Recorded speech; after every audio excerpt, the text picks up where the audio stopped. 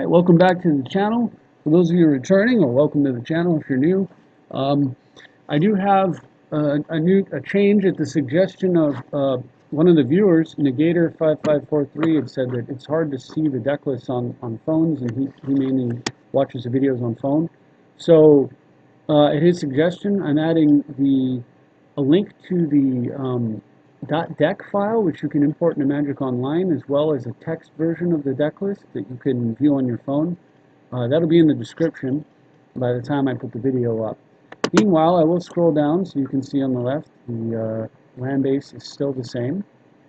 But what has changed is that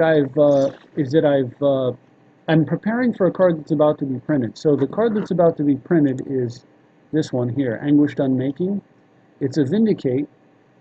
It can't hit lands, but you can cast it at instant speed. It also comes with a loss of 3 life, but that's not important for a 40 life format. It's definitely not important for a log. So what's great about it is at instant speed we can Mystical Teachings for it, and at 3 mana it's an acceptable amount of mana to play for single target removal card. Single target removal needs to be flexible and cheap, and the less flexible it is, the cheaper it needs to be. So you look at Swords of the Plowshares, it only hits creatures, is 1 mana, it's good enough. Disenchant hits 2 things at 2 mana. This thing will hit like 4 kinds of permanents, artifacts, enchantments, creatures, and planeswalkers. So at 3 mana, it's okay. But 3 mana is really the cutoff for single target removal. So if you're wondering why we're not playing Utter End, that's why. At 4 mana and up, if you're playing single target removal, it better come with some other effect that makes it worth it. So like counter spells are the ultimate in single target removal because they trade 1 for 1 with things that are on the stack, which is why. So if you look at a card like Cryptic Command at 4 mana, you say, well, that's single target removal. It is, but it isn't always single target because it can also bounce a card, counter and bounce. It can counter and tap things down. It can draw a card and do all these other things. So because of the flexibility and the fact that it can be multiple, it can target multiple things, it's fine at 4 mana, and so on and so forth. You notice there's no other card, and Force the Will, of course, at 5, as we all know, can be cast for 0, so that doesn't really count. In Condescend, X can be a smaller number than 3. It can be 2 or 1, which means it can function as one of the cheaper cards. And so that doesn't really count. And all the other cards that I have that are 4 mana and up are multi-card effects. So, how does this new Vindicate change things? Well, it does, in my mind, this is the way it works. Vindicate, this new Vindicate, Anguished Unmaking, call it by its right name, is a single target flexible removal spell that allows me to take out one of my less flexible spells, which was Seal of Cleansing and Sorcery, and put in a card that's 1 more mana but instant. So I take out Seal of Cleansing and I put in Anguished Unmaking, and it's basically a step up for that slot. I think it's an upgrade for the slot. So then I was looking at, well, what other changes do I want to make? And what I realized is that after having a game earlier today where I lost actually, I lost to Karametra, the green-white god, because there was a number of reasons. My opponent was drawing the absolute stone cold nuts. I had the mulligan, but also I made some misplays. But setting all that aside, there was still a point in the game where I could have won because I had a tutor, but there was nothing for me to get because of the way his board state was. Karametra had drawn so much additional land, because that's what he does, and I had killed it, I don't know, 5 times or something. It just didn't matter because of the not new, but because of the changes to tucking. Even though I'd terminused it like twice and Swords of the Plowshare it once, the thing just kept coming back, countered it twice, and I just couldn't keep it off the board. And he had a way to put counters on creatures, so Humility wasn't going to save me. The only card the card I needed, the card that was going to win the game with that tutor was Moat, and it wasn't in my deck, so I lost. Right after that, I said, nope, I'm putting Moat back in the deck. I knew when they changed the tuck rule that this was probably going to be an issue. I thought that I could, through the use of Winter Orb and Crucible of Worlds and Mana Suppression, that I could get away without not playing Moat. But I realized after that game that there are decks where you just cannot suppress their mana. You're just not going to always be able to do it. Well, what do you do when that happens? And the answer frequently is going to be Humility or Moat. And when Humility doesn't cut it, Moat will. So by putting Moat back in the deck, I think we'll be good. What I plan to do is I took out Seal of Cleansing for Moat for now, even though Seal of Cleansing is actually the swap for Anguished Unmaking. I'm going to take out Thirst for Knowledge. Now that I don't have the Delve cards, I don't really need as many ways to put cards in my graveyard. So so the net change will be Seal, Thirst out, Anguished Unmaking, Moat in. But since Anguished Unmaking hasn't been printed yet, I'm leaving Thirst for Knowledge in and just running the Moat. I'm going one less spot removal, but I think it'll be fine. So I had some games here. This game against Wizard 103, that's the player that beat me with Karametra. Unfortunately, it bugs out, so I can't show you exactly what happened. But bottom line is, he got a Skull Clamp. He got an early Skull Clamp, which gave him tons of cards. And then when I got to that point in the game where I needed to solve the problem and had no Moat to get, if I had had a Moat, then what would have happened is all the extra cards he had drawn with the clamp were creatures, and they would have been retroactively nullified. And then all the card advantage that he had generated with the Skull Clamp would have vanished in the form of the Moat, because it would by negating all that, suddenly it wasn't card advantage anymore. Suddenly it was just dead draws, and then I would have been fine. But because I couldn't do that, I lost that game. However, before he administered the finishing blow, I was sitting there with a tutor looking through my deck, trying to figure out what to do. He got sick of waiting and he conceded, but the reality is, even though it says I have a win here, that was actually a loss. So then I went ahead and played against this guy here, Azusa, playing, and I've checked these games and I know they work.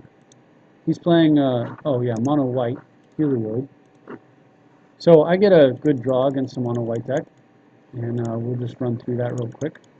Get first turn top. He gets first turn Mana Vault, but I've got Mana Drain and I'm holding the Gilded Lotus, which is pretty great.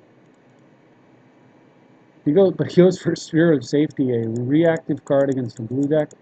I'm not even going to Mana Drain that, so I use top and find a Wasteland. So is Reliquary Tower. He misses a land drop, so I don't even bother to tap, because I know which order I put my cards in. And then he goes for Precinct Captain, which I'm holding a Jace, so not an issue for me. I just go ahead and just bounce the Precinct Captain. I could have drained into it, but it was fine. So I go ahead and bounce it again, and then play Gilded Lotus. So I was trying to think, what I could do is just play my commander and then block his Precinct Captain, and then have a counter spell to protect my commander, and that seemed a little bit better. But then I realized, like, what I would do is actually activate top in response, and then decide if I was going to Mana Drain or not. Because there was a Karn on top of my deck, I decided not to, and I go ahead and just Jace for some. I +2 Jace to and put Journey to Nowhere on top of his deck. I just wanted to stop him if he had a land coming. He didn't, so I'm able to play Karn and scoop. So that was kind of an uneventful game in the sense that I was able to quickly wasteland him. Here, however, I had a game where I actually didn't realize I was thinking it was a different game. I was thinking it was, this one here. So here I had a game where the Moat actually kind of matters. So we'll take a look at it. So I have a little bit of a sketchy keep, but my opponent has a Soul Ring, and my opponent has a Soul Ring, which makes things much worse. And right here, he plays a Morph, and I decide that what I'm going to do is Impulse instead of Mana Leaking the Morph. And I'm hoping that what he got was the Regrowth creature or some other creature and not a Disenchant creature. It's a bit silly to think that, and it really would have made more sense to Mana Leak, because there just aren't that many green creatures that have Morph these days that are played other than Disenchants and Regrowths. This probably isn't the Squirrel guy. So if it was a Disenchant, then Moat isn't safe, and if it's the Regrowth guy, then he has the ability to force me to waste double counterspells on something. Anyway, it turns out, so I miss a land drop here, and then it turns out that what it was the one of the multiple Morph Disenchant creatures. So that's a real bummer. And so having not played that, I've actually slowed myself down quite a bit. So I throw in Mystical Teachings, given that it has flashback. I figured, I'll have a chance to play it later. Still have nothing, and I decided I don't want to discard another card, so I'm just going to risk tapping out main phase. I do, and I find Tithe with my Mystical Tutor. But then I have to discard again anyway, so that was like probably not a good decision. So in my defense, I did have a pretty bad headache all day today, but I was making some really questionable plays here. Anyway, as it turns out, my opponent's pretty mana flooded. So I'm able to, I actually have like all kinds of time, all the time in the world to develop and fix my land situation. So that's what I do. I build a Lotus, and then from here, I'm sure you can see how this is likely to end. Alright, I'll stop clicking that. And we'll just hit play, and yep, I get to play Tezzeret, which is fantastic, and a Moat.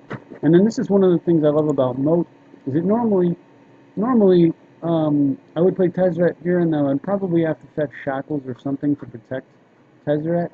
But because I have Moat, I don't need to bother with that. I just play Tezzeret, play Moat, and boom. Not only am I protected, but my commanders, my planeswalkers are all safe. And that's a pretty nice thing. So my opponent drops a couple of extra creatures into play that don't matter. I top deck Terminus, and just because his commander happens to be active, I'll make it cost a little more. And because his guys happen to make mana, I go ahead and tuck them. But truthfully, I could have just held that Terminus. This way, though, if he does happen to have a disenchant promote, like a Frozen Grip, that I'm not able to stop, then he won't kill Tezzeret right away. So he has Naturalize instead. I go ahead and just muddle it. And with only one card in his hand against my 2 and an active Tezzeret, and Moat is shutting him down completely, he gives up. And so this is exactly what should have happened against the Karametra player. I should have been able to play a Moat against him and do exactly what you saw here. Ignore his creatures, let him play more creatures, ignore all them too. But that was the game that taught me that I needed to have this card in the deck. And so, as you can see, I've made the change. And thanks to this new Anguished Unmaking coming out, it's going to be even easier, I think, to justify the change, because losing a Sealed Cleansing is not going to matter as much when you pick up an Instant Speed Vindicate to replace it. And like I said, with Thirst, that's just, and down a couple of Dredge cards, I think Thirst loses some of its appeal. Now, the net is we're going to be down one blue card, but if I sort by color, there's still 31 blue cards currently. So if we take out the Thirst, then that's going to leave us with 30 blue cards, and this will be another Vindicate, basically. So we still have plenty of cards to force a will with. I think it'll probably be okay. So that's it. I don't really have anything too exciting. This wasn't one of those videos because I just haven't had any games like that. But I did want to point out, yes, I do lose sometimes, but losing teaches me things. Taught me that I had a hole in my toolbox, and I filled that hole with Moat, and I feel that this will be an improvement. And we got to talk about a card that's, I'm sure anybody else who's already seen it, you've already been thinking about how perfect it is for Oloro, which is really nice, since most of the time when these new sets come out, what you get is a bunch of cards that could fit in creature-based decks and like nothing for control. So, I mean, to even have one card for us that we know for a fact is great and will make it in the deck, will always make the cut. Well, that's a pretty nice thing, and very rare as well. So that's all I've got, and hope you enjoyed the video, and hopefully the deck list being available to you makes it easier, and you're able to take advantage of that as well. So thanks for watching, and look for next time when I'll hopefully I expect to have more intriguing games. But until then, I will see you next time.